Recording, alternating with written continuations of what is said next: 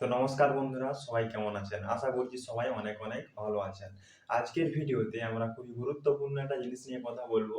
আর সেটা হচ্ছে নিজের স্মৃতিশক্তিকে কিভাবে ইমপ্রুভ করবে, মানে আরো কিভাবে উন্নতি করবে। দেখো, স্মৃতিশক্তি নিজের উন্নতি করার জন্য, ঠিক আছে, তোমার বাড়ির থেকেই ১ম শুরু করতে হবে। কারণ দেখো, তোমার বাড়িতে যে সকল জিনিস আছে সেগুলো তোমাকে না দেখে খাতায় লিখতে হবে। মানে তোমার একটা তোমাদের বাড়িতে খালি দেওয়াল নিশ্চয়ই আছে। তো সেই খালি দেওয়ালের দিকে তাকিয়ে, কোনো দিকে না তাকিয়ে, ঠিক আছে, খালি দেওয়ালের দিকে তাকিয়ে তোমাকে লিখতে হবে যে এই ঘরটায় আমার কি কি জিনিস আছে। ঠিক আছে, না দেখে তোমাকে লিখতে হবে। ঠিক আছে, দেখে কোনো কিছু লেখা চলবে না। না দেখে তোমাকে লিখতে হবে।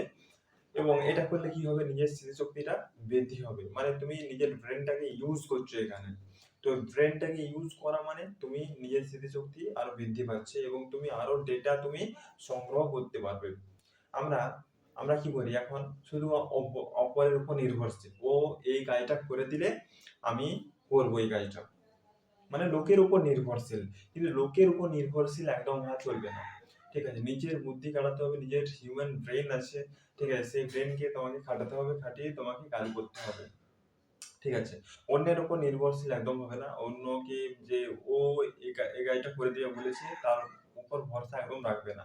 নিজে কাজ করো, দেখবে নিজে কাজ করো, তাহলে তুমি সাফল্য পাবে। আর নিজের স্মৃতিশক্তি বাড়ানোর জন্য তোমাকে প্রথমে ঘর থেকেই স্টার্ট করতে হবে। মানে ঘরে কি কি আছে, ঠিক আছে, এইসব জিনিসগুলো তোমাকে খাতায় লিখতে হবে। দেখবে প্রথম প্রথম তুমি অনেক সময় নেবে, তুমি পারবে না সবকিছু লিখতে। কারণ তুমি জানোই না। বাড়িতে তো আছে, বাড়িতে আছে অনেক বই আছে, কিন্তু কি কি বই আছে সেই বইগুলো তোমাকে লিখতে হবে। কটা চেয়ার আছে, কটা টেবিল আছে, এই সবগুলো তোমাকে খাতায় লিখতে হবে।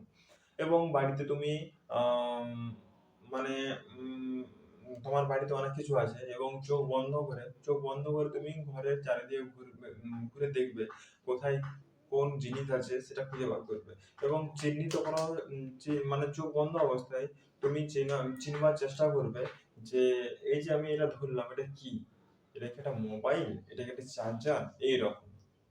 এটা করলে তুমি বুঝতে পারবে, তুমি নিজের ব্রেনটাকে ইউজ করবে। ঠিক আছে, যে এখানে এটা আমি কি বলছি, মানে এটা আমার হাতে যেটা এসছে সেটা আমি কি বলছি, এটা একটা মোবাইল, চার্জার, না অন্য কিছু।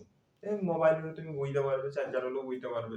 কিন্তু টাকা পয়সার ক্ষেত্রে একটু অসুবিধা হয়। কারণ দেখো, তোমাকে অনেকগুলো কয়েল আছে, ধরো একটা বক্স দেওয়া হলো, ঠিক আছে, এরকম মানে বাড়িতে করবে আর কি এই প্র্যাকটিস গুলো। একটা বক্সে, ঠিক আছে, অনেকগুলো কয়েন আছে, 10 টাকার কয়েন আছে, 2 টাকার কয়েন আছে, 5 টাকার কয়েন আছে, 20 টাকার কয়েন আছে এবং অনেকগুলো কয়েন আছে। এবার তোমাকে চোখ বন্ধ অবস্থায় ওই কয়েনগুলো হাত দিয়ে দিয়ে দেখতে হবে। ওই কয়েনগুলো হাত দিয়ে দিয়ে দেখতে হবে এবং চিনবার চেষ্টা করতে হবে যে এই কয়েনটা টাকার কয়েন। তো এইটা করলে তোমার স্মৃতিশক্তি আরো বৃদ্ধি পাবে।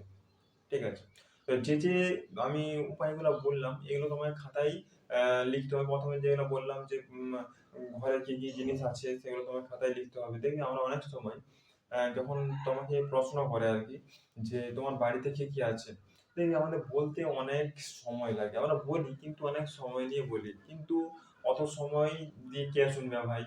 ও চাই তুমি, মানে যে বলছে তোমার বাড়িতে কি আছে, ও চাই যে তাড়াতাড়ি আমাকে বলে ফেলো। কিন্তু তুমি যদি সময় নাও তাহলে প্রবলেম হবে। তো তুমি কেন সময় নিতে যাবে? তোমার কাছে যথেষ্ট সময় আছে। তুমি বাড়িতে যখন থাকছো, তুমি মনে করার চেষ্টা করো যে তোমার বাড়িতে কি কি আছে। এতে তোমার স্মৃতিশক্তি বাড়বে এবং তোমার যে মেন্টালিটিটা সেটা অনেকটা চেঞ্জ হবে, আগের থেকে অনেকটা চেঞ্জ হবে। তো চিন্তা ভাবনা করো তোমার বাড়িতে কি কি আছে, এই সবগুলো তোমাকে মনে রাখতে হবে। ঠিক আছে, আবার দেখবে অনেকেরই সকালে কি খাবার খেয়েছি মনে নাই, দুপুরে কি খাবার খেয়েছি মনে নাই। সকালে খাবার খেয়েছে কিন্তু রাতে ওকে জিজ্ঞাসা করা হচ্ছে ভাই তুমি সকালে কি কি খেয়েছো, মনে নাই। মনে থাকবে কি করে? সে তো মনে করার চেষ্টাই করে না যে আমি আজ সকালে কি খেয়েছি। এবারে বলতেই পারে না, বললেও অনেক দেরি করে বলে। ঠিক আছে, মানে সকালে খেতে দিচ্ছে, খেয়ে নিচ্ছে। ঠিক আছে, এবার কি করবে না করবে এইসব কিছু নেই, যে এটা মনে রাখতে হবে এইসব কিছু নেই। খেতে দিচ্ছে, খেয়ে নিচ্ছে। এটা করলে কিন্তু হবে না। তোমাকে কাজ, মানে যেটা তুমি করছো সেটা মন দিয়ে করতে হবে। আমি ভাত খাচ্ছি, কি কি তরকারি দিয়ে ভাত খাচ্ছি। হ্যাঁ, আরেকটা জিনিস এখানে মনে রাখতে হবে, সেটা হচ্ছে যখন তুমি মানে সকালবেলায় যখন তোমাকে বা দুপুরবেলা যখন তোমাকে খাবার দেওয়া হচ্ছে, খাবার দেওয়ার আগের মুহূর্তে তোমাকে চিন্তা করতে হবে যে আজ দুপুরে কি কি খাবার হয়েছে এবং আমাকে কি কি খাবার দেয়া হবে। ভাত তো অবশ্যই হবে এবং তার সাথে তরকারি কি কি দিতে পারে। মানে তুমি নিজের মধ্যে একটা চিন্তা ভাবনা করবে যে তরকারি কি কি তরকারি আজ হয়েছে এবং কি কি তরকারি আমাকে দেবে।